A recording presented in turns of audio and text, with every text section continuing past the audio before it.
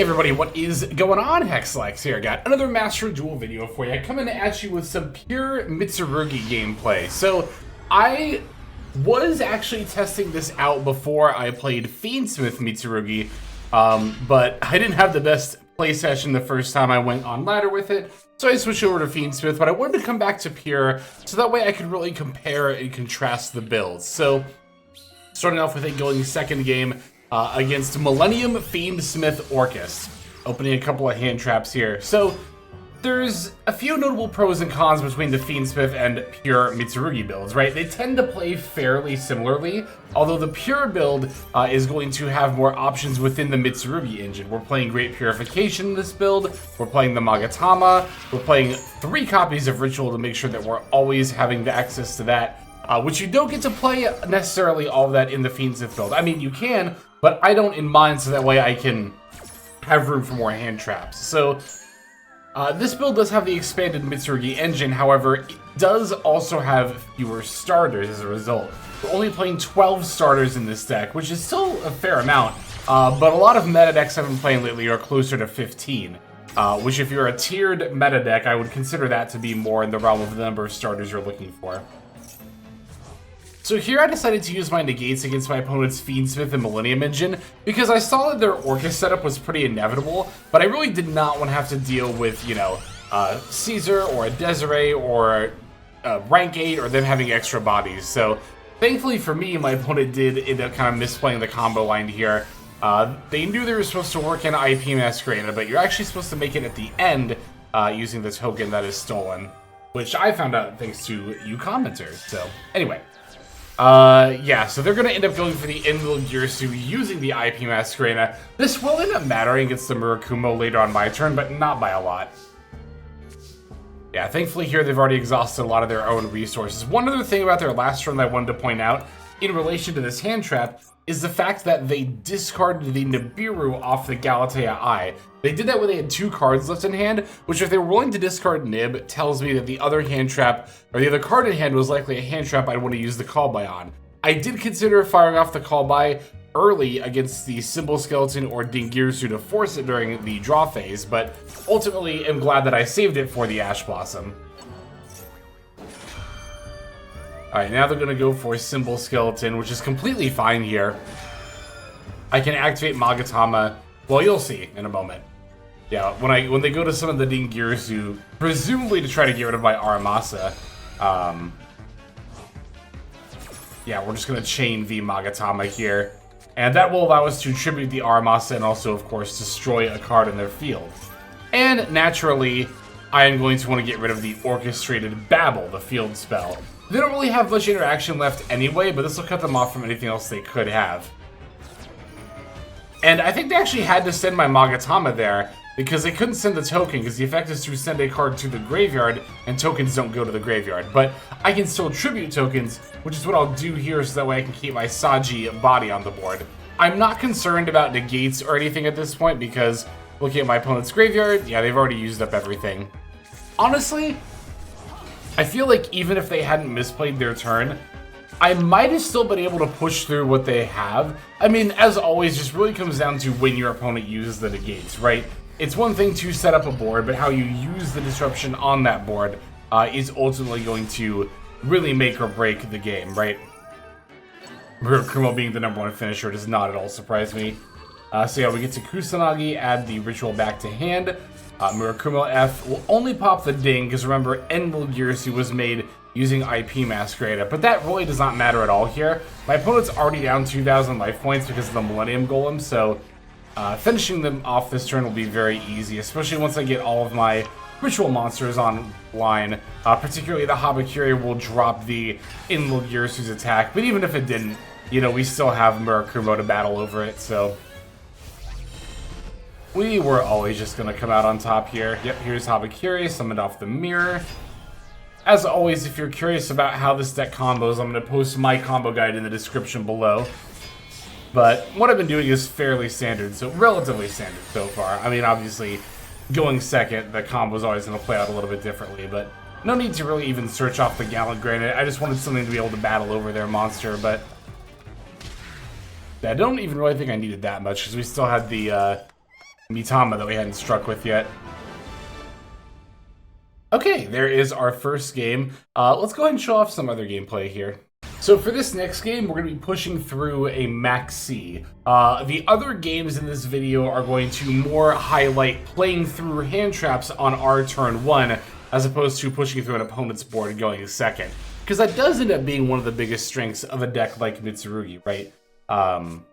Although I will say, with the reduced amount of starters relative to other meta decks, sometimes you do feel hand traps a little bit more, just because you'll only open one starter, and that's enough to, you know, one hand trap is enough to stop you. Like, I've had a lot of games where I open pre-prep and then a bunch of off-engine, and then just Ash Boss in the pre-prep, and I'm like, alright, well, I just can't do anything now. Which is, again, I think probably the biggest drawback of playing this deck here. If I have to be completely honest, I think I really do prefer the Fiendsmith variant. Although, that's not to say Pure doesn't have its merits. I'll show you that when we talk about the deck and the deck breakdown. We'll kind of go over the pros and cons in a little bit more detail there. I'll talk about kind of why I might prefer one over the other. Gonna normal summon Lamia, because I still only own 2 copies of Aramasa. I really heavily considered crafting the 3rd, but honestly, and I've mentioned this before, beyond just, you know, budgeting and saving UR craft points, there is actually kind of a reason to play 1 Lamia before the 3rd Aramasa, and that is the fact that if you normal summon Lamia, you can still send Aramasa off of like Mitsurugi Ritual later in the turn and get a search, right? As opposed to if you open an Aramasa, you cannot then later tribute Aramasa and still get another search. So I think there is actually legit cause to play Lamia, like 1 copy of Lamia over the 3rd copy of Aramasa, but I won't lie, I'm mostly doing it for budget here. Alright, so this chain link is quite interesting. So they're gonna go for Maxi. Or we're gonna go for Maxi, rather. Yes, they chain Ash Blossom. We're gonna chain Great Purification, tributing the Murakumo. They've got a call by for our Murakumo, but I can chain Mitsurugi Prayers to then revive the Murakumo off the Prayers effect rather than waiting for its own, thereby dodging the call by. So this way, the Maxi resolves, we board wipe the Striker Dragon, as well as, was Hospitality on that chain link as well? I think it was. Yes, because that's what I was chaining Maxi to. So not only does Maxi resolve and we get the draw, but we then destroy Striker Dragon plus whatever they revive. So, alright, there is our first game. Again, playing through. Did we not play through a Maxi there? I thought we did. Oh, they did have a Maxi. Okay, I just kind of talked over the moment they activated it. Just want to make sure I was remembering that right. Okay, so let's take a look at our next duel here. Okay, so this is going to be another duel against Millennium Orcust. And if I remember right, we're going to be playing through Droll this time. Let's see what we've got here. Aramasa pre-prep. We do have the crossout. Gonna lead with the pre-prep here, going for Mirror and Habakiri. Normal summon Aramasa, activate in order to add Murakumo. We're gonna activate Habakiri's effect, and they're gonna fire off. Oh, it's Ash Blossom. Sorry, I think Droll is actually the next duel, if I'm remembering right. Hopefully I am, but anyway. Okay, here they have an Ash Blossom. We're just gonna hit it with the crossout designator, and then we're going to let our Habakiri resolve here. It's going to, of course, let us add a spell. We're going to get Prayers. Yeah, for the pure deck, for the combo line, it's worth adding the Prayers. Okay, here we go. They did have another hand trap. We're playing through Max C again. I was a little worried after the Ash Blossom. I was like, oh no, it's just going to be uninterrupted full combo. Because I thought everything was like playing through hand traps. But yeah, here we got another Max C to deal with. So I'll give them 1 draw here. By tributing the Mitama with the Mirror, I'm going to go for the Murakumo. You'll also notice that with the Saji, I end up adding Great Purification. That's, of course, because of the Max C. This way we can add Prayers and then set it with the Great Purification. And now our opponent's still going into their turn, going to have fewer cards than they normally would, obviously 4 instead of 5, or rather 5 instead of 6. And then we still have the Great Purification negate, the Murakumo negate / board wipe, and then also Prayers. It's really nice just to help dodge like Bystials and other random like banishing stuff. Okay, so they're going to lead with Girsu. I'm going to Magnum Hut the Harpor as soon as that hits the graveyard. Just in case they don't have another extender, and that really matters. We're going to link off the World Legacy token to naturally make the Galatea Eye here.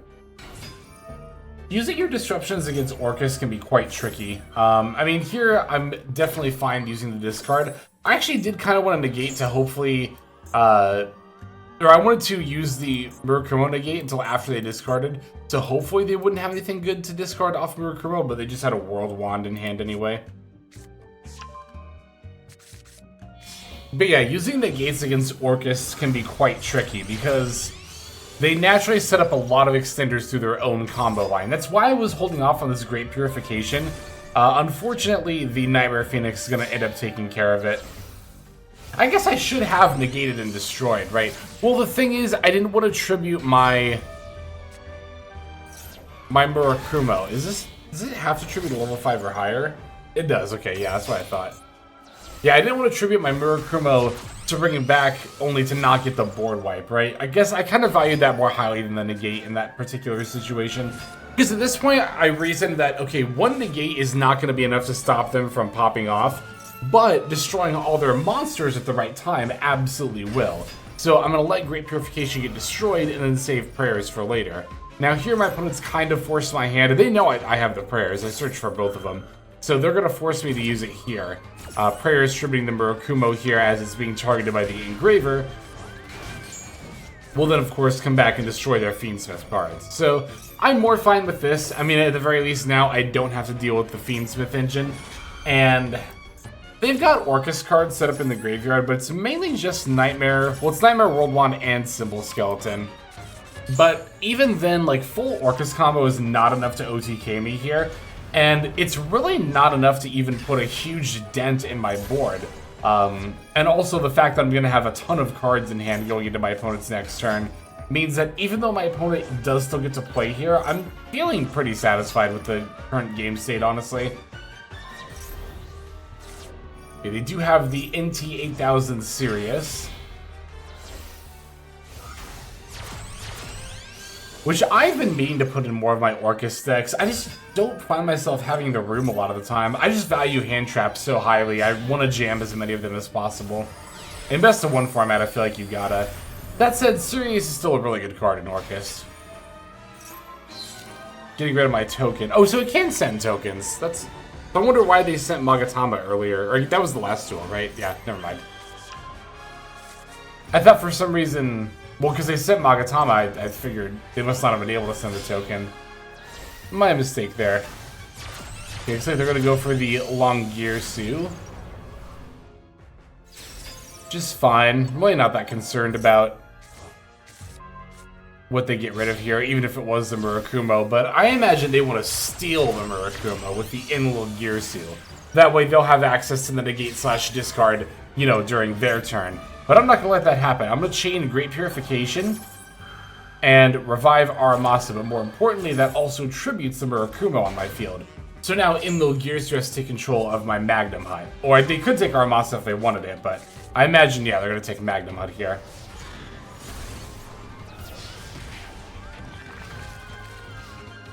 Alright, so we survive with plenty of life points, and phase I get to go for Druid Swarm, and actually, I'm going to fire it off against the Orcust Nightmare. Because if we look at our opponent's graveyard, they don't really have anything else set up for my turn as far as, like, Orcust cards go. It's just Galatea Eye is the only, like, quick effect they have left here. So, well, that and the Longirsu that's on board, of course. We do have to be mindful of that, but what I'm going to do to play around that is link off that Druid Swarm I just summoned in order to make the Dark Charmer Gloomy. Which, naturally, I'm a lot more concerned about sending the Longirsu here. They're, of course, going to chain and steal my Dark, but that's fine. I don't really care about that. I mean, obviously, I would like to have Dark to revive one of their things, but much rather them take Dark instead of something that actually matters, like this Murakumo I'm about to summon. Yeah, I sent Lamia from deck to graveyard there because I'm actually not playing Night Sword Serpent. Which, I will admit, at first was a mistake, and I realized it after the first game, but then I thought about it a little bit more, and I was like, you know, I'm going to try without it. And honestly, I feel like Night Sword Serpent is really optional. I wouldn't go so far as to call it win more, although it does kind of lean into more of that. Like, the Night Sword Serpent really only ends up mattering if you go uninterrupted. That's not always true. Actually, I mean, there are some situations where you just need one extra body, but I don't know. It's like, I'd pretty much have to cut a hand trap for it, either that or something like Magatama. It's really a case where, like, I don't think Night Sword Serpent is bad. I just think everything I would have to cut to put it in is better, and I don't want to go to 41 because we're already, you know, playing fewer starters than I would like. Okay, so they're going to revive their Galatea, which is fine with me. Don't really care about that. Except for the fact that it will let them discard, which could potentially be an issue here. Yeah, because it gets the Orcust Nightmare in the graveyard. So I should have negated the Galatea Eye here. That was a bit of a misplay on my part. I should have waited for the Orcust Nightmare. But I can still use the Magatama in order to pop the Babble, forcing them to use Orcust Nightmare now, and even then they won't be able to use Harp Horror to set up the... Because they would go Harp Horror for Girsu dump Symbol Skeleton, Symbol Skeleton revive Ding, Ding send one of my monsters. Now they can't do that.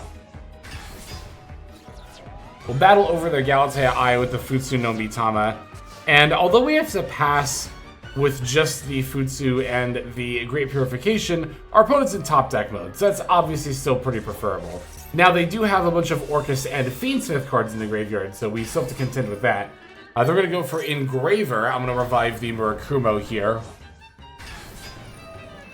Pop the Engraver so that way they don't get to, you know, do Requiem and all that fun stuff. Although I could have just let them do that, actually, now that I think about it, because I do have this second Murakumo in my graveyard. Or I could just revive the first one again. It really doesn't matter, but...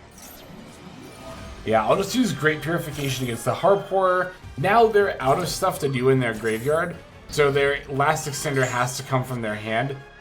Or they could use Galatea Eye's effect. I think they actually do end up using that. Yeah, here we go, Galatea Eye. We're going to go Murakumo F. That'll negate because they don't have anything to discard. And now they're out of stuff, so we win. Yay! Alright, let's show off one last duel of us playing through even more hand traps here. Alright, this last game is going to be against pure Mitsurugi. Probably won't be seeing too many of those moving forward.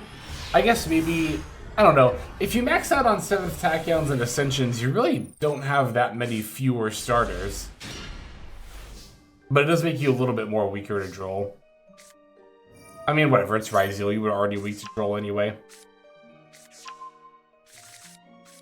Alright, so they're going to hit us with a Maxi. This play on their part was very good. Because I'm going to use Crossout on the Maxi, and then they chain a Droll and Lockbird. So, rather than Maxi, we're going to have to play through Droll this time. And with a hand like this, I don't know. I kind of would almost have rather played through the Maxi, to be totally honest with you.